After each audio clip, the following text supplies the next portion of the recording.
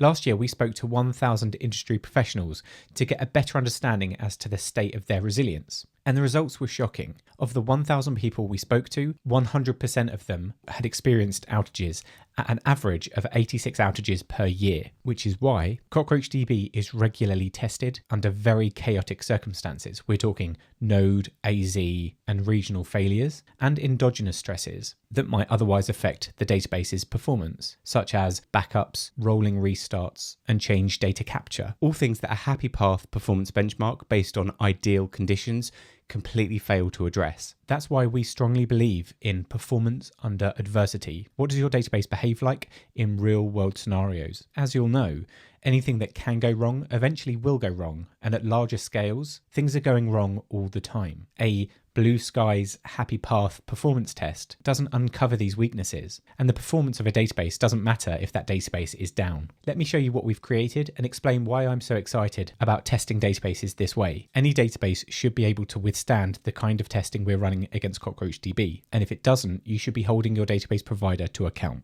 Let's get going. What we're looking at now is our performance under adversity dashboard, and it's a 10-hour long TPCC test involving 7,000 warehouses. This will be familiar to you if you've ever run a TPCC benchmark before. If you haven't, just imagine an e-commerce business with multiple warehouses, all serving traffic to customers. We have a test run of 15 nodes and a test run of 9 nodes, and we're running a multi-region workload across America. Now, what we're looking at here is the total amount of throughput throughout the experiment in queries per second, and also transactions per minute, according to the TPCC benchmark. On the left, we have the throughput. On average, we're running about 88,000 transactions per minute. And on the right, we have the latency in milliseconds. The test was run over a period of 10 hours, and the conditions we subjected CockroachDB to grow increasingly more severe as time goes on. First, we have baseline performance. This is where typical performance tests end. This is the happy path, and including 5 minutes of ramp time, we see on average 24,000 queries per second. Next, we enter the endogenous stress period. Endogenous stress is simply stress that's caused from within the database itself. So here we're talking about backups. So a backup start and end period here, a change feed running, a large scale schema change, starting and finishing, a rolling upgrade of all the database nodes. This involves taking a database node down, upgrading it and bringing it back up again. And then we move on to flaky disks. This is a grave failure involving perhaps disk stalls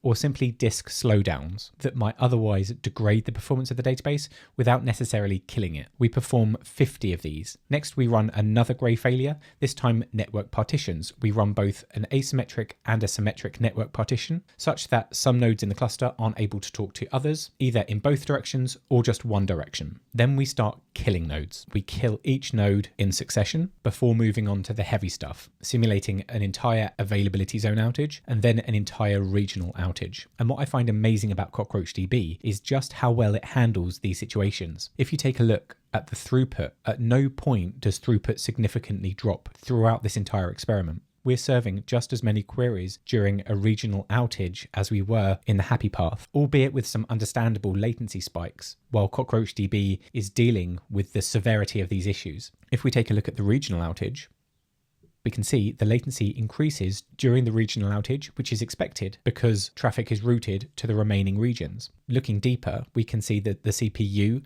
memory usage and disk operations, with the exception of a couple of blips during these severe outages, all look healthy. In this period, we see the nodes being restarted, so memory utilization going down and then back up again. Similarly with CPU, and because we have multiple disks attached to each node with write-ahead log failover enabled, even disk stalls don't impact the cluster. The disk operations remain steady, and that's because we automatically flip over to the healthy disk once the node's primary disk is stalled. There is a reason why the results of our state of resilience report are so bleak, and it's simply because traditional monolithic databases aren't doing enough to keep your workloads online, regardless of what's being thrown at them. CockroachDB has been designed from the ground up to thrive in these scenarios, and it takes what would have previously brought your database and application down into a complete non-event. You can run these tests for yourself, and we'll include instructions on how to do so, but it's only when your database can do this that regulations like DORA and our State of Resilience report will start to improve. Give CockroachDB a try today and see just how resilient it is for yourself.